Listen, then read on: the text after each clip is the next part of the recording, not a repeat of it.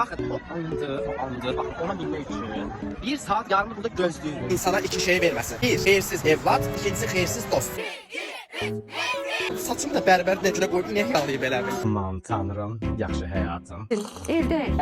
Başımın dına ağ krok düşdü, içində yumurta. Tamam da ortaya qoyasınız, mən başa düşmürəm ki, çan vaxtı bunun taylarının üstünə uşaqlar ilə bağça girir, üstünə qoyurlar. Siz soxuş sel operatoruna bağlanırsınız. Azə belə silikon sən neyinirsən, sən dəvə satsan, hörgücə yığarsan, qışda arxaya verərsən. Sənin anan küçə qadınıdır, Jack. Demək, evdə xoruz bandajıncı qoyana biləsiniz, gəlin yeni mən şahbodanım, yoxsa budin exakt vurmuyorsa mən banlıyım. Ama söyleyin qarma yoxdur.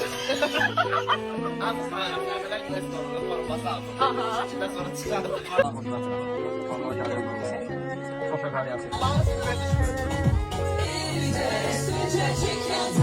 Yetti ben sana canım sonra. Ömer dur bir dakika sen yemek ye. Müslüm Gürses, ana bakmasın her yer tümsek. Gitsene evlere gitsin.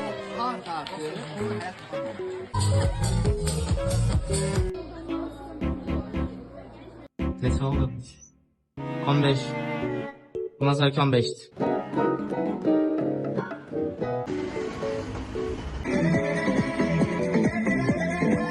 Deyirəm ki, gəl özümüzü turist kimi aparaq.